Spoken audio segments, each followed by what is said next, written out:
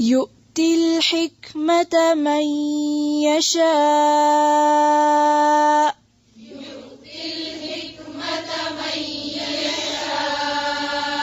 ومن يؤت الحكمة فقد أوتي خيرا كثيرا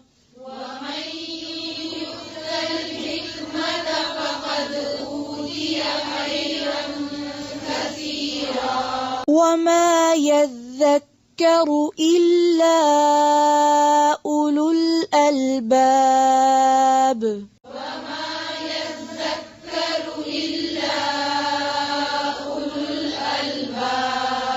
یؤتی الحکمت، وہ دیتا ہے حکمت. حکمت کا روٹ ہے کاف میم ہے، اور احکام مصدر سے ہے. یہ کسی کام کو اس کے تمام اوصاف کے ساتھ مکمل کرنا، اور لفظی معنی ہے وضع الامور فی محلہا، چیزوں کو ان کی جگہ پہ رکھنا، امور کو ان کے مقام پر رکھنا. ظلم کیا ہے؟ چیزوں کو ان کی جگہ سے ہٹا کے رکھنا. اور حکمت کیا ہے؟ ان کو ان کی جگہ پہ رکھنا. کسی کام کو صحیح طریقے پر جیسا کرنا چاہیے ویسا ہی کرنا، یہ تو ہے اس کا لفظی معنی. پھر ہم دیکھتے ہیں کہ قرآن پاک میں یہ لفظ کئی معنوں میں استعمال ہوا ہے.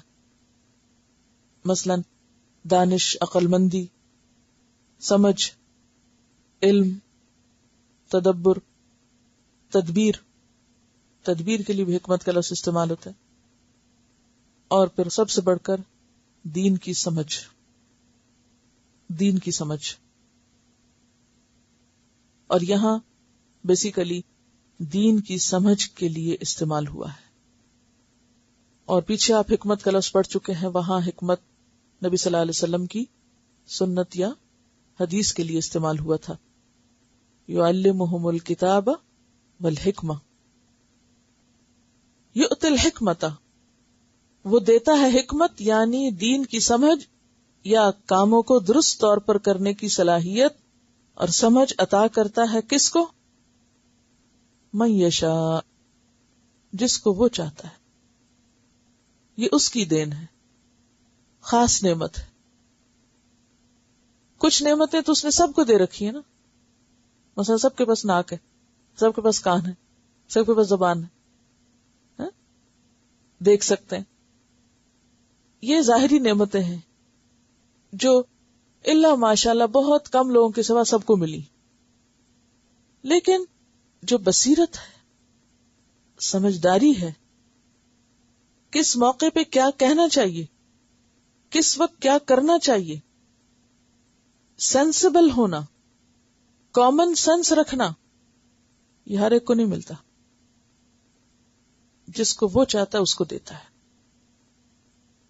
گویا دوسرے لفظوں میں کامن سینس کامن نہیں ہوتی. ٹھیک ہے، یعنی ہر ایک کے پاس نہیں ہوتی. کامن سینس کیا ہوتی ہے؟ معاملہ فہمی کہ کس موقع پر کیا بات کرنی چاہیے، کس موقع پر کیا کام کرنا چاہیے اور کیا نہیں کرنا چاہیے. تو یؤتی الحکمۃ من یشاء، جس کو چاہتا ہے حکمت دیتا ہے. اچھا، اس میں آپ دیکھیے کہ حکمت ایک طریقہ علاج کے لیے بھی استعمال ہوتا ہے نا. لفظ حکیم سنا ہوگا آپ نے، فلاں حکیم ہے اور اس کا پیشہ کیا ہے؟ حکمت ہے. حکمت بھی پیشہ ہوتی ہے. وہ کیا پیشہ ہے حکمت؟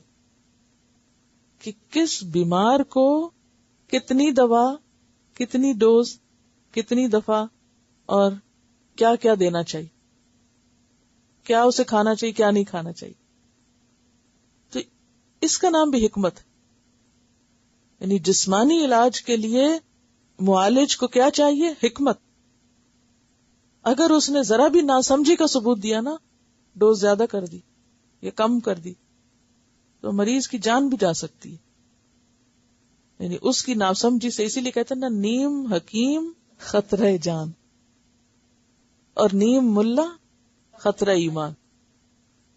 اچھا یہ نیم ملا کی بات کیا ہے؟ کیا کہانی؟ کہانی یہ ہے کہ صرف چند کتابیں پڑھ کے یا صرف کچھ علم حاصل کر کے انسان فتوے دینا شروع کر دے، یہ حرام ہے، یہ حلال ہے، یہ جائز ہے، یہ ناجائز ہے.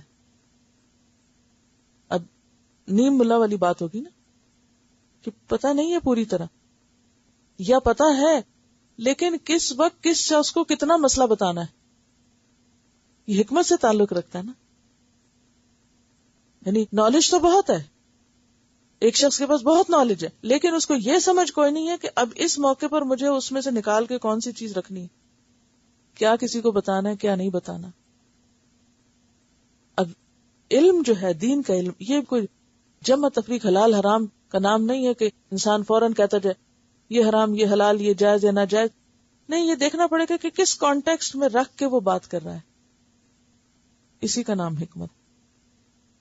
اسی لیے ہم دیکھتے ہیں کہ جب لوگ نئے نئے مسلمان ہوئے تو آپ صلی اللہ علیہ وسلم نے ان کے ساتھ معاملہ اور طرح کیا تھا، اور جب دین مکمل ہو گیا تو اس وقت پھر معاملہ اور طرح ہوا.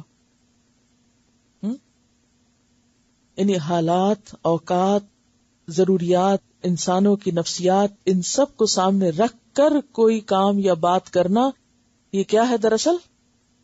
حکمت. تو یؤتی الحکمت من یشاء ومن یؤت الحکمت فقد اوتی خیرا کثیرا، اور جس کو حکمت دے دی گئی اس کو تو بہت بڑی بھلائی مل گئی، بہت بڑی خیر نصیب ہو گئی. وما یذکر، اور نہیں سمجھتے. یذکر کا روٹ تو ذال کاف رے ہی ہے، لیکن اہتمام سے یاد دہانی یا نصیحت حاصل کرنا، یعنی نہیں نصیحت پکڑتے الا اولو الالباب، مگر عقل والے. یعنی یہ بات عقل والوں ہی کو سمجھ آتی ہے. یؤتی الحکمت من یشاء، یہ توفیق سب کو نہیں ملتی، اور یہ سمجھ سب کو نہیں ہوتی کہ وہ خیر اور بھلائی کے کاموں میں کہاں اور کتنا اور کیسے خرچ کرے. یہ سب کو یہ توفیق نہیں حاصل ہوتی. کیوں؟ اس لیے کہ سب کا دھیان ہی نہیں ادھر جاتا. انسان نیکی کرنے کے، خیر اور بھلائی کرنے کے نئے نئے طریقے سوچے، اور دور رس بھلائیاں اور ایسے فوائد جو سامنے نظر نہیں آتے ان کے لیے خرچ کرے. یہ خاص اللہ کا فضل ہوتا ہے. اسی لیے یہاں حکمت کو، اور حکمت کا کیا معنی ہے؟ کسی کام کو ویسا ہی کرنا جیسا کرنا چاہیے، بہترین طریقے پر کرنا. تو حکمت جہاں بہترین طریقے پر کام کرنا، وہاں دین کی سمجھ بھی ہے. تو دین کی سمجھ ہو انسان کو تو ہی انسان بلند مقاصد کے لیے خرچ کر سکتا ہے، ورنہ تو وہ صرف اپنی ذات پر ہی خرچ کرتا ہے. فرمایا کہ بہت سے لوگ یہ کیوں نہیں کر سکتے، بلند مقاصد پہ خرچ کیوں نہیں کرتے، صرف اپنی ذات پر ہی کیوں کرتے ہیں، یا فحشاء پر کیوں کرتے ہیں؟ کیونکہ دین کی سمجھ نہیں ہوتی. دین کا پڑھنا ایک بات ہوتی ہے اور دین کی سمجھ دوسری بات ہوتی. بہت سے لوگ دین پڑھتے ہیں مگر سمجھتے کوئی نہیں، اور بہت سے لوگوں کے پاس بہت زیادہ نالج نہیں بھی ہوتا لیکن سمجھ خوب ہوتی ہے عمل کرنے کی. وہ چھوٹی سی بات سن کر بھی بہت کچھ کر لیتے ہیں اور فوراً کر لیتے ہیں، کیونکہ انہیں سمجھ آ جاتا ہے، فائدہ نظر آنے لگتا ہے. تو فرمایا یؤتی الحکمت من یشاء، وہ جسے چاہتا ہے حکمت عطا کرتا ہے. ومن یؤت الحکمت، اور جو حکمت دیا جاتا ہے، فقد اوتی خیرا کثیرا، تو اس کو بہت بڑی بھلائی مل جاتی، اسے خیر کثیر مل جاتا ہے. تو اس سے کیا پتہ چلتا ہے کہ یہ نعمت، یعنی صحیح سمجھ کی، عقل کی، شعور کی، کامن سینس کی، خیر اور بھلائی کے معاملات میں سوچنے کی اور نیکی کے مواقع سے فائدہ اٹھانے کی، یہ کس کو نصیب ہوتی؟ جس کے ساتھ اللہ بھلائی کا ارادہ کرتا ہے. جیسے وہ ایک اور حدیث میں بھی آتا ہے نا، من یرد اللہ بہ خیرا یفقہہ فی الدین، اللہ جس کے ساتھ بھلائی کا ارادہ کرتا ہے اس کو دین کی سمجھ دے دیتا ہے، اسے حکمت نصیب ہو جاتی ہے. وہ معاملات کو صرف ظاہری اور سطحی طور پر نہیں دیکھتا، دور تک دیکھتا ہے، گہرائی میں دیکھتا ہے.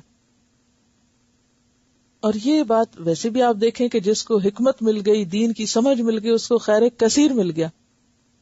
کیونکہ انسان جب وہ حکمت پا لیتا ہے تو اسی کی وجہ سے کہا گیا کہ رشک صرف 2 لوگوں سے کرنا چاہیے، یہ حسد صرف 2 لوگوں سے ہونا چاہیے، اور ان میں سے ایک تو صاحب مال ہے، اور پھر وہ مال دن رات کھلے چھپے اللہ کی راہ میں لگاتا ہے. اور دوسرا صاحب حکمت ہے. حدیث میں لفظ حکمت آتا ہے کہ دوسرا وہ شخص جس کو اللہ حکمت دیتا ہے اور پھر وہ اسی کے ذریعے فیصلے کرتا ہے. یہ بخاری کی روایت ہے. اس حکمت کی بنیاد پر فیصلے کرتا ہے اور لوگوں کو اس کی تعلیم دیتا ہے. یعنی دین کی سمجھ کے مطابق خود بھی فیصلے کرتا ہے اور دوسروں کو بھی وہی کچھ سکھاتا ہے. ایسا شخص قابل رشک ہے. اب آپ دیکھیے کہ ایک اور حدیث اس کو مزید واضح کرتی ہے. غور سے سننے کی حدیث ہے. اللہ اور اس کے فرشتے، تمام زمین والے، آسمان والے، یہاں تک کہ سوراخوں کے اندر چیونٹیاں یعنی کیڑے مکوڑے، پانی کے اندر مچھلیاں، سب اس شخص پر رحمت بھیجتے ہیں، رحمت کی دعائیں کرتے ہیں جو لوگوں کو نیکی کی تعلیم دیتا ہے، جو لوگوں کو یہ خیر کثیر بانٹتا ہے. سب اس کے لیے دعائیں کرتے ہیں. یہ کوئی معمولی کام نہیں. لیکن کس کو توفیق ہوگی یہ کرنے کی؟ جس کو واقعی سمجھ ہوگی کہ یہ نفع کا سودا ہے، بھلے مجھے اس کے بدلے دنیا کا کوئی بھی فائدہ نہیں ہوتا، وہ ہر قیمت پہ اسے کرنے کو تیار ہو جائے گا کہ مجھے اتنا بڑا ریوارڈ مل رہا ہے. کبھی آپ نے اگر کوئی سمندر کے بارے میں ڈاکیومنٹری دیکھی ہو تو اگر آپ دیکھیں کہ سمندر کے مختلف حصوں میں جو مچھلیاں ہیں اور ان کی جو تعداد ہے اور ان کے جو کراؤڈز ہیں یا ان کے جو گروپس ہیں کتنے ہوتے ہیں. کبھی دیکھیں ان کے صرف انڈے ہی آپ اگر دیکھیں تو ایک وسیع ایریا پر ہوتے ہیں، ملینز اینڈ ملینز. اور پھر جس طرح ان کی مائگریشن ہوتی ہے اور جس طرح وہ اندر موو کر رہی ہوتی ہیں، جس طرح وہ سرکل میں جا رہی ہوتی ہیں اور جس طرح وہ رنگا رنگ کی ہیں. اب ہم دیکھیں کہ وہ اپنے ایک تو سمندر 3 حصے 70% ہمارے اس پلانٹ کا سمندر ہے، 70%، اور اس کے اندر 90% کے قریب جاندار ہیں، اسپیشیز ہیں مختلف. 10% لینڈ پر ہے، 90 وہاں ہے اندر. اور اس میں جو مخلوق پائی جاتی ہے جس کا آپ اندازہ ہی نہیں کر سکتے. اور آپ کو پتہ ہے کہ اس زمین کے اوپر سب سے بڑا جانور بھی سمندر کے اندر ہے، ویل. 30 میٹر لمبی، 30 میٹر لمبی. اور اس کی زبان کتنی؟ ہاتھی جتنی. جی دل کتنا ہے؟ کار جتنا، صرف دل. زبان ہاتھی جتنی. اگر آپ وہ جبڑا اس کا کھلتا ہوا دیکھیں، میں نے ریسنٹلی دیکھی ہے، جبڑا کھلتا ہوا دیکھیں کہ جس طرح وہ ایک لمحے میں کتنی مچھلیوں کو ہڑپ کرتی ہے. صحابہ کرام نے مچھلی کھائی تھی نا 18 دن، اور پھر اونٹ اس کے اندر سے اس کے ڈھانچے کے بیچ میں سے گزار لیا. تو یہ 1400 سال پہلے کی بات ہے. اس وقت تو لوگوں نے اندر گھس کے دیکھا ہی نہیں تھا کہ وہ لمبی کتنی ہے اور اس کی دم کتنی ہے اور کتنی ہیوج ہے. وہ یعنی کتنے ٹن کی وہ یعنی ایک کریچر ہے. اب آپ خود سوچیں کہ وہ سمندر کے اندر جا رہی ہو تو پانی کا حال کیا ہو، پھر اس کی غذا کتنی ہوگی، ان سب کو کھلاتا کون ہے. تو یہ سب کیا ہے؟ یہ ساری مچھلیاں بڑی چھوٹی اور وہ ساری مخلوق. اور پھر آپ دیکھیں چیونٹیاں، کبھی آپ نے دیکھا ہوگا کہ ایک چیونٹیوں کی وہ کھولیں تو صحیح پوری پوری بستیاں. چیونٹیاں بھی صرف زمین کے اوپر نظر نہیں آتی، انشاءاللہ جب سلیمان علیہ السلام کی چونٹیوں کی بات زندگی رہی تو آپ کو وہ پورے چونٹیوں کی بستیاں دکھائیں گے، کیسے چونٹیاں پوری پوری کالونیز بناتی ہیں. فرمایا اپنے سوراخوں اپنے بلوں میں زمین کی تہوں میں بیٹھ کے چونٹیاں اس شخص کے لیے دعا کرتی ہیں جو لوگوں کو حکمت کی تعلیم دیتا ہے. ہم سب کے پاس یہ موقع ہے، یہ نہیں کہ کسی ایک خاص شخص کے بارے میں بات ہو رہی، ہم سب کے پاس موقع ہے اگر ہم ایک خیر کی بات، ایک دین کی بات کسی دوسرے کو پہنچائیں تڑپ کے ساتھ، اپنی خوشی سے، کسی کو مجبور کرنے سے نہیں کہ میں آپ کو دھکا دوں تو آپ لگ جائیں، اس دن ہوم ورک ہے، کام کرنا ہے، جب مجبوری کے مارے بندھے کہ وہ کام کرنا ہے تو اب وہ چونکہ لکھا ہوا ہے تو اس لیے جلدی سے کر لیتے ہیں.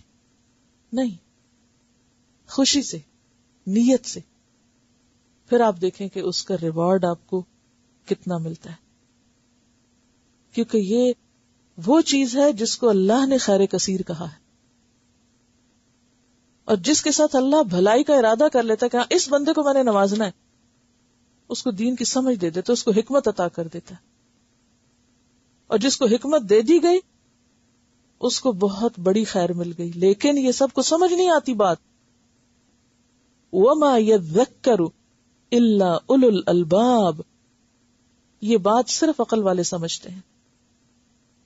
الباب لب سے ہے، یہ بات ہر ایک کی سمجھ میں نہیں آتی. ہر ایک اس نفع کے سودے کو کرنا نہیں جانتا.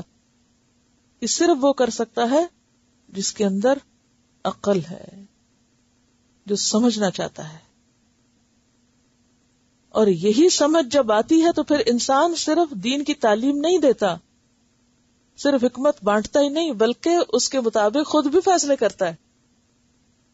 اپنی زندگی میں بھی اپنے منی مینجمنٹ یا مال کے بارے میں جو ڈیسیژنز لیتا ہے وہ بھی اس پر بیسڈ ہوتے ہیں.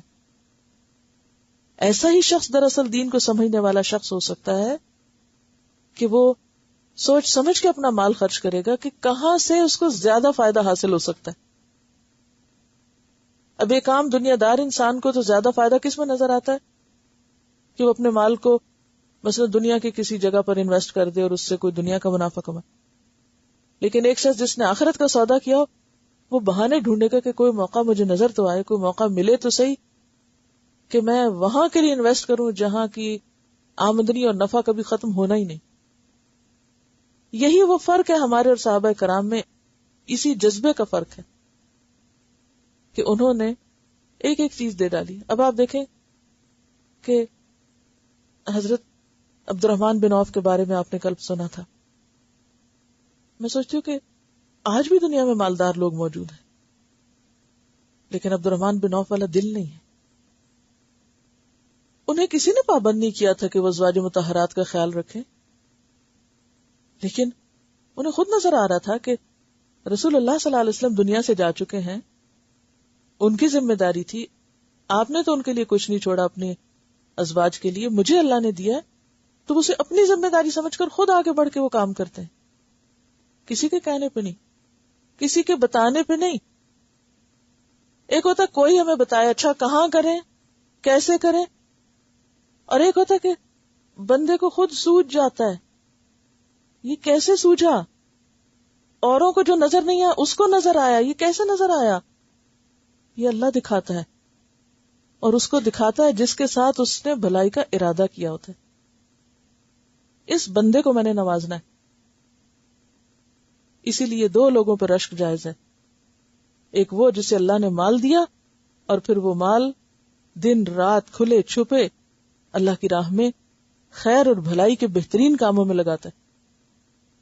کل بھی یہ بات ہوئی تھی کہ صرف خرچ کرنا ہی کافی نہیں بلکہ صحیح جگہ خرچ کرنا اور بہترین جگہوں کا انتخاب کر کے خرچ کرنا یہ بہت ضروری ہے. اور یہ صرف اس وقت آتا ہے جب انسان کے اندر حکمت ہوتی ہے. یہ حکمت کے ساتھ آتا ہے،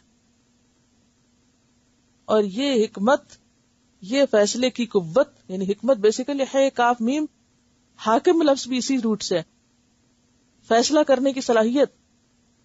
بہترین فیصلے کی یہ صلاحیت اللہ اپنی خاص عنایت کے ساتھ دیتا ہے، اور جس کو یہ مل جائے وہی اصل میں عقل مند ہے. اور یہ کیسے ملتی ہے؟ حکمت کی جو بنیاد ہے وہ اللہ کا خوف ہے. جو بندہ اللہ سے ڈر جائے، جس کے اندر خدا کا خوف ہو، جیسے عمر رضی اللہ تعالیٰ عنہ کے اندر تک کتنے بڑے تھے عمر رضی اللہ تعالیٰ عنہ، دنیاوی اعتبار سے بھی اور اپنے شخصیت کے اعتبار سے بھی ایک پاورفل شخص تھے، بہت ہی عزم اور جذبے والے. لیکن جب ان سے کہا جاتا ہے اللہ سے ڈرو تو اپنا گال مٹی پہ رکھ دیتے ہیں، زمین پہ رکھ دیتے ہیں. اتنی عاجزی، اتنی عاجزی. تو یہی تو دراصل حکمت ہے. انتہائی غصے میں ہوتے ہیں کہ میں اس منافق کی گردن اڑا دوں گا، اللہ کے رسول منع کرتے ہیں، فوراً رک جاتے ہیں. اب آپ خود سوچیں کہ آج کے دور میں اگر کسی کو غصہ آ جائے کہ میں فلاں کی گردن اڑا دوں گا اور اسے کوئی روکے تو وہ آپ کے قابو آئے گا؟ کبھی آپ کسی کو، دو لوگوں کو لڑتے دیکھیں تو صحیح، اگر ان میں سے کسی کو کہے بھی رک جاؤ، سنے گا کوئی بات؟ سنے گا؟ نہیں سنے گا. حضرت عمر کو آپ دیکھیں، حضرت علی رضی اللہ تعالیٰ عنہ کو دیکھیں کہ وہ دشمن کے اوپر قابو پا کے اس کو نیچے لٹایا ہوا، وہ ان کے بس میں ابھی ایک ہی مارے تو ختم کر دیں اس کو، اتنے میں وہ تھوک دیتا ہے تو اوپر سے اتر آتے ہیں کہ نہیں میں اپنی ذات کے لیے نہیں ماروں گا تمہیں، اپنی ذات کے لیے نہیں ماروں گا، پہلے تو میں تمہیں اللہ کے لیے مارنے لگا تھا، میری انا بیچ میں آ گئی، اب نہیں ماروں گا. یہ سیلف کنٹرول، اس درجے کا سیلف کنٹرول اور اس بات کی پہچان کہ یہ حق ہے یہ ناحق ہے، یہ جائز ہے یہ ناجائز ہے، یہ اللہ کی دین ہے، اللہ کی توفیق سے ہوتا ہے، بندے کے اختیار میں نہیں ہوتا. تو اسی کا یہاں پر ذکر کیا جا رہا ہے کہ یہ اللہ دیتا ہے اس کو جس کے اندر پھر اللہ کا خوف ہوتا ہے. جو اللہ سے جتنا زیادہ ڈرتا ہے نا کہ میں اللہ کی پکڑ میں نہ آ جاؤں کسی زیادتی کی وجہ سے، وہ اتنا زیادہ پھر صحیح فیصلے کرنا شروع کر دیتا ہے.